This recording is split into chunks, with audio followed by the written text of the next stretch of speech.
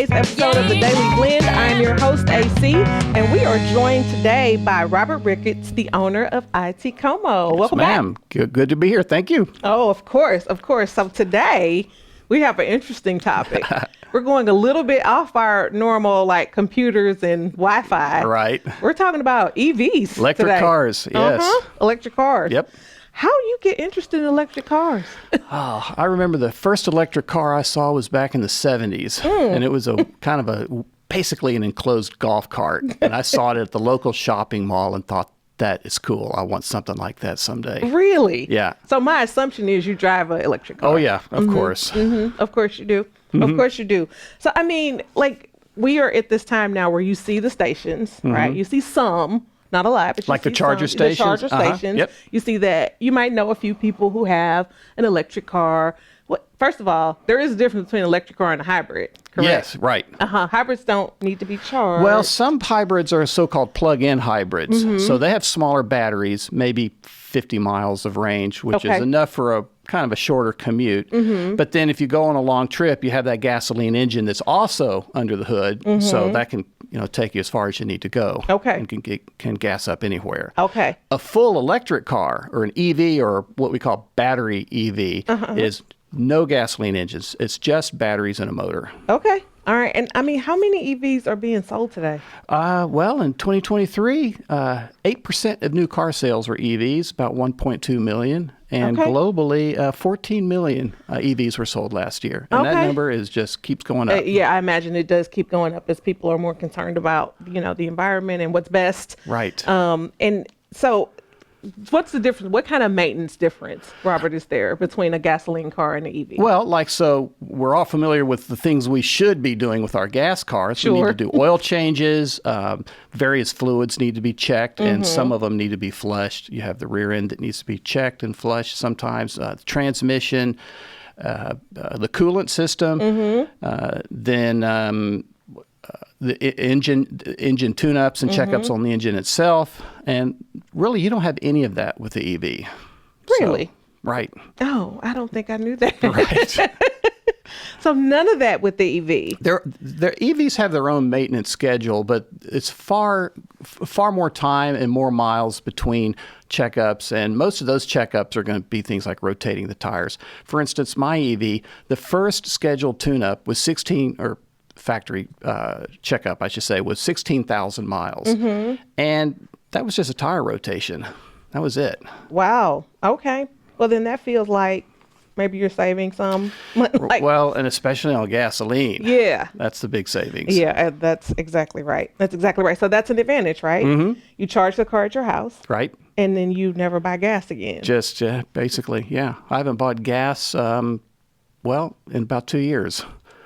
And I got to say, that's a pretty profound feeling, a strange feeling that not buying gasoline. You just drive by the gas stations. Right. Like, you're not worried about the whole, 3 miles still empty, please fill up. Right. And since I charge at home, then the electricity cost per mile is far less than gasoline cost per mile.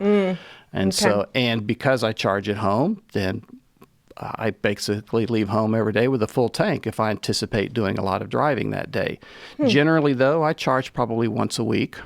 Once a week? Yep. And that gets you through your regular work week or whatever. Right. So a charge will last me, I don't let it get all the way empty, and I don't charge it all the way full. But typically, I'll drive 250 miles on a charge. Okay. So that brings me to the one thing I for sure want to ask you about. Like the anxiety of a road trip? Yes. Because, there's not chargers everywhere. No, there's not. And, be perfectly honest, that is really the worst part of the EV ownership is road tripping and the charger anxiety, as I like to call it. Yeah. The range of the cars are okay, but it's where you're going to charge. You really have to know where that next charge station is. And there's apps that help you with that. Okay. And it's not impossible. We drove to Miami and back in the EV, and we never ran out of power or even came close. Okay. So it's just about planning and knowing where you're going to stop and charging. My car charges in about 15 minutes, maybe 20 minutes if it got extra low. That sounds like a long time, but we're not going to drive 200 miles without stopping anyway. That's true. And you know what? I don't think I knew that they charged that. That does not sound like a long time to me at all. No. 15, not compared to what I was thinking. Right. I'm in my head, I'm thinking, oh, the car's got to be charged. You got to be plugged in all night to get a full. Well, at home, that's true. Okay. Charging on AC, which is what we have at our home, that does take all night. Okay. If the car needs a full charge. But, we're asleep. We don't care. Yeah. When you're on the road, we have these so-called fast DC chargers. Okay. And those are the water main of battery chargers. Okay. And that's where you can get a charge in 15, 20 minutes or so. Yeah, that's not that bad. That's not that bad. So, but essentially you have to be prepared. Right. Okay. Be prepared, know where the chargers are, and then it's not a big deal, really. Okay. And I guess another advantage is that they're super quiet. Oh, yeah. Oh, yeah. Yeah. There's no engine. There's no transmission. There's no exhaust. They're very quiet. In fact, they are so quiet that there is an engine sound simulator that are mandated for electric cars so people can hear you coming in a parking lot. Yeah. And maybe so you can remember to turn the car off. Like when cars are real quiet like that. Sorry? Say again? When cars are very quiet like that, when you're getting out of the car, like you're like, did I turn the car off? Because you can't hear it. Well, it'll beep at you if you try to leave with the key or the key fob. There's really no key anymore these days. Yeah, no. So it's just a button you push, and really the motor doesn't need to turn off. It's not moving. It draws no power, but it shuts down the rest of the car, the radio, the air conditioning. All right. So in that respect, it's pretty much like a normal car. Okay. And before we get out of here, obviously there are environmental benefits, correct? Yeah, of course. So gasoline cars are about 4 times more expensive to operate. The carbon payback period or the carbon debt period is about 18 months to 2 years. And after that, it's pure benefit. It's pure benefit. Okay. Well, thank you for educating me on another topic that I knew very little about.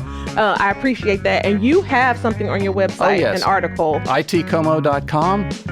Click on articles and you will see my bit about electric cars. All right. Perfect. So anybody who wants to know, that's where they can find the info. Thank Robert, you. until next time.